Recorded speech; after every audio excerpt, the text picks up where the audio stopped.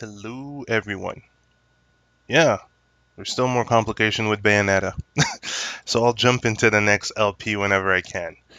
If you want some details, then whoever knows what those two extra chapters slash boss are, well, it's gonna take a while. Now, for whoever doesn't know who these extra chapter or extra bosses are, it's gonna take a fucking while.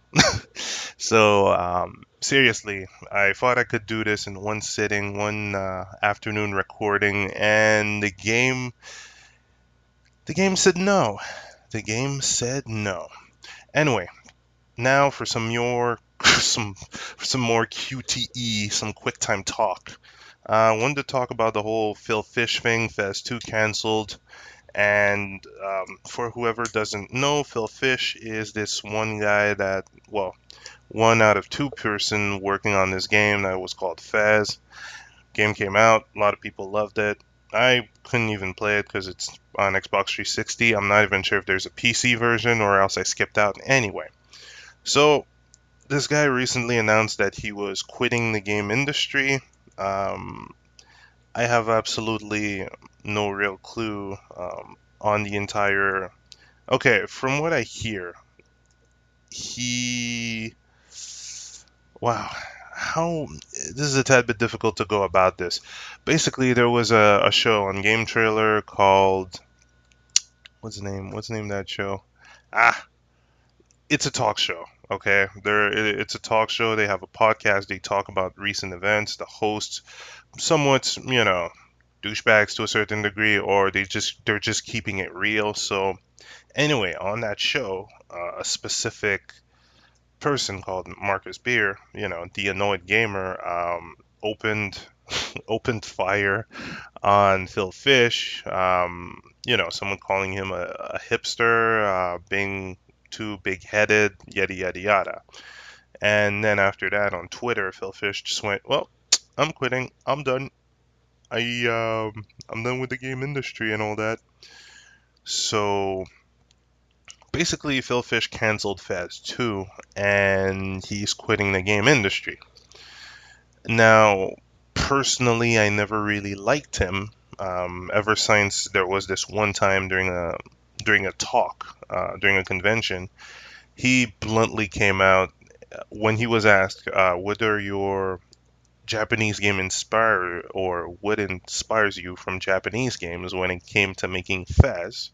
A lot of people speculated Super Mario and all that. Well, he basically said none. All Japanese games suck. Something along those lines. You can find the actual quote online. And that sparked one heck of a firestorm because, you can't just spit out such, um, how can I say this without sounding like a douche? You can't say such a general statement for stuff that you don't like. It's like me going, "Oh, all first-person shooters suck," if I hate Call of Duty. No, that's a lot of people are gonna put me back in my place saying, "Yo, go play some Far Cry, go play some Deus Ex, go play some other first-person shooters." So basically, he started a firestorm in that sense, and he's getting a lot of flack for it. So I personally don't like him, and seeing that he just, after this small thing, he just started, "Oh, I give up, I quit, I want to leave the industry."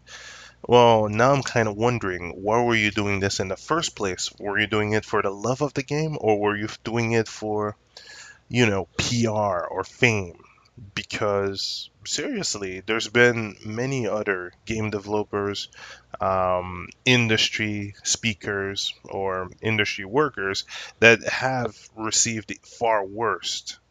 Hideo Kojima death threats for not confirming that he was going to work on the next Metal Gear. Same goes for the Neon Evangelion creator or writer. So people have received worse. Peter Molyneux still has an alternate troll account of people making fun at how he is overhyping some of his games. But you don't see him quitting the industry. So I don't know. Personally, I think Phil Fish wasn't ready for the industry, or the guy needed better PR. um, or at least a PR shield. As for Fez 2 being canceled, I haven't played Fez 1, so I don't know. I can't go on the bandwagon of crying for it or whatever. I'm sorry, I haven't played Fez 1. If he would have brought it out on PS3, then yeah, sure, I would have tried it out. But I didn't even see a PC version yet. Pretty sure there could be one somewhere around here. So basically, yeah, I'm kind of neutral on your cancellation of your game, and I'm really disappointed in the attitude you've shown. Seriously, being in the industry, acting like, how can I say that? It really looks as if he's got his first number 10 YouTube dislike, and he's like, you know what? I'm dropping my channel. I'm canceling my channel. I'm unsubscribing to the internet. No, no, that's just acting out of um, let's say glamour or spotlight. No, you're basically, why are you doing your games now? You're doing it for the love of the game, right? So you wouldn't let small things like that affect your entire career unless you're gonna go under another persona or another name. I I don't know. I'm quite disappointed with that. Not that I hate the guy that much. I know what a PR foobar, how often that can occur, and well, it's not that foobar saying that he held his ground on Twitter, but yeah.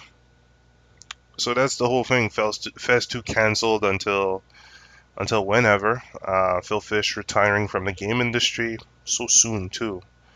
And this is somewhat of a lesson for all of us. If you're making it big, or if you're jumping into this kind of industry, watch your words. Don't instigate. Even if you hate something, like let's say if you hate a specific YouTube channel or whatever, don't instigate. Keep it to yourself. People don't need to know that you have extremely strong dislikes. Um, and that's about it. So, who knows?